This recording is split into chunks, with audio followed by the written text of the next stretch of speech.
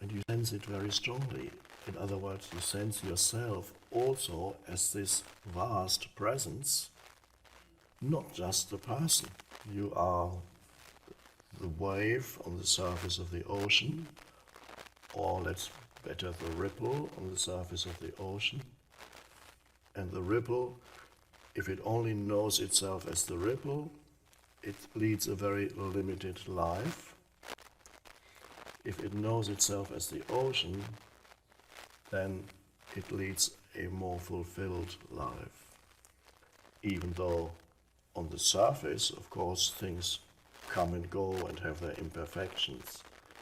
But you are then in touch with something that transcends the imperfections of your surface life, and to some extent also changes your surface life, makes it a more pleasant experience, without saying that of course there will be imperfections, there will be gain and loss.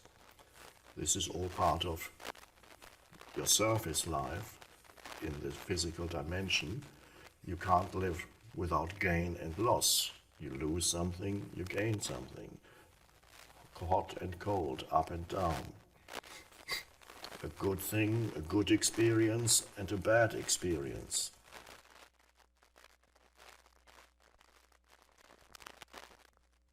But you're no longer totally trapped in the outer form of the experience. And even if it's a so-called bad experience, and particularly when a so-called bad experience comes, you can sense your connectedness with something that transcends that particular experience, with something that is deeper.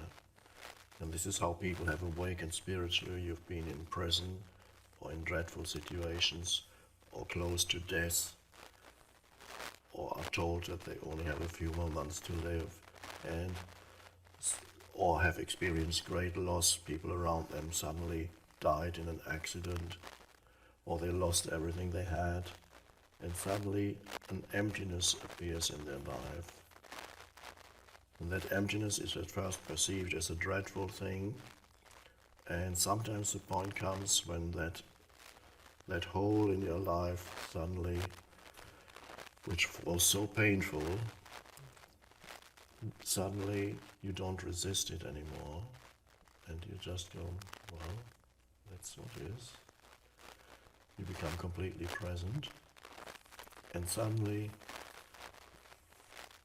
that spaciousness that was always there in the background of your life, in between your thoughts, behind your thoughts, the ocean, you come to call it, or the space, is there, and you sense it very strongly. In other words, you sense yourself also as this vast presence, not just the person. The person has come out of that vast presence in the same way that a little ripple seems to come out of the ocean. And looks around, and it looks in the mirror. That's me. Takes a selfie. Me. And tries everything to strengthen its identity as the me. And there's nothing wrong with, let's say, whatever way, there are many ways in which the little ripples try to strengthen their ripple identity. And whatever the ripple, whatever is closest, the most salient factor in your ripple identity is what probably the ripple will focus on most. If it's a physically strong ripple, it'll identify with physical strength. If the ripple looks particularly beautiful, it'll identify with its appearance and try to enhance that even more. And for a while that works, but only for a while. Or if the ripple is particularly clever, it can work things out with its ripple mind, which is only a pale reflection of the one mind of the ocean, but it can work out things with its ripple mind, and then it gets a very clever ripple, so much more clever than all the other ripples.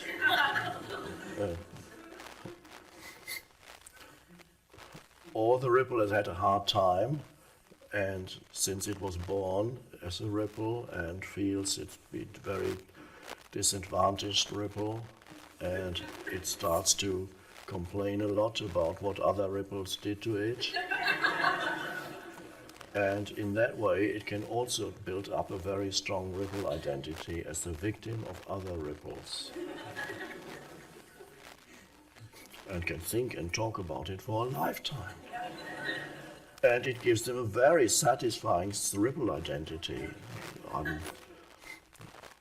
And so it'll say things like, you have suffered, let me tell you about my suffering. So it can build up that. So even ripples that fail can have very strong ripple identities. It's not just the big ripples who have the big egos. I'm actually talking about ego here. It's not just the egos. Sometimes people think big egos are those who, they drive big cars and they go around displaying either their wealth or their strengths or their knowledge or whatever it is they identify with, or they talk in a very loud voice and are always mainly concerned about themselves. Yes, that could be part of it. There are people like that, quite a few, and who think they are better than most. And then there are others who have the reverse of that. They think they've been treated unfairly by life. They have not had a chance, or they love also making some people wrong. It could be your parents. It's all their fault. I'm not saying there are no unconscious parents. Some parents are dreadfully unconscious, and some of you might have had a taste of that.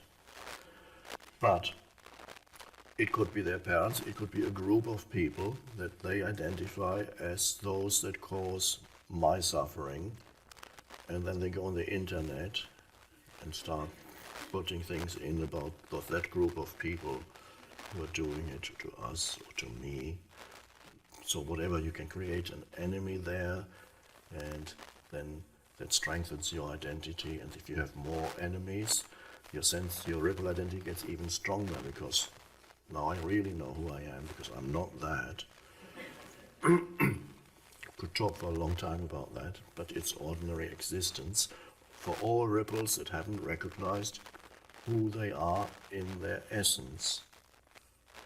So it's vital to know that other dimension in you, and that always starts, it's always there, it doesn't start, it's always there in the present moment, which is now. The question is whether at this moment you can know or sense within yourself that underlying presence that is deeper than the person. And it's very hard, it's very intangible, it's very elusive. You can't say it's here or it's there. It's all pervasive. It's your own presence. And if you're thinking very much, you can't sense it, not while you're engaged in thinking about it. Okay, where is the presence? I'm trying to find it, but I can't. I wonder if I'm doing something wrong. Well, the only thing you're doing wrong is you're trying to find it through thinking. So if thinking subsides for a moment, what remains seems like nothing at first, just a space. But in that space, which at first seems like nothing and certainly doesn't seem interesting, that space, if you don't immediately run away from it, and then gradually you begin to sense that there is a depth there and a peace, and there is more to it than one could ever put into words, to that emptiness. And that connects you with something that transcends the thinking mind, but without which there would be no thinking. that is the ripple becoming aware of its own depth, where it is more than the ripple. Aha. And then the ripple continues to be a ripple for a little while, but the way in which it experiences the world, the surface world, actually is different, because it senses a deep connectedness with something that it cannot be named really, something deep and vast. And it can sense that as the foundation for its life, at the very essence of its life. And then it can actually enjoy the short-lived play of ripples. And it actually can also enjoy the way it looks as a ripple. Its identity no longer comes from its external form. And then it can enjoy, oh, this ripple looks in a mirror and says, oh, I look good. Why not? You honor the form and then says, I'm going to wear something nice then I look even better and I'll enjoy that. Why not? If that's not where you get your sense of self from, in which case it becomes obsessive and you lose yourself in that, you can honor the world of form, or you can realize that you have a very good mind, and you can which may be better than other people's minds, and you can work things out. That why not enjoy and cultivate it if it doesn't take you completely out of the deeper connectedness? And then if there's a deeper connectedness and you have a good mind, then it becomes really a creative mind. There are ripples who have a good mind without the connectedness, and they can do limited things in the realm of analysis and compiling bits of knowledge and so on. That's fine. They are not creative. But if the ripple has a mind, a good mind, and has its connectedness with the depths, which means in between using your mind, and even sometimes while you use their mind, or while the ripple uses it, because you are the ripple, of course, you can sense an underlying stillness, an underlying presence. So then the ripple learns to think, you thinking, applying thought to something, and then there's a train of thought, then you come to an end, doesn't go any further, and then the ripple withdraws into alert stillness. Where you don't try anything, you don't go into alert stillness as a means to an end, you just go into, it's enjoyable. You go into alert stillness, spaciousness opens up.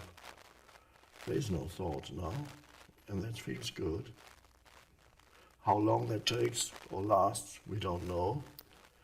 Could be 10 seconds, it could be 5 minutes, it could be 20 minutes, depends.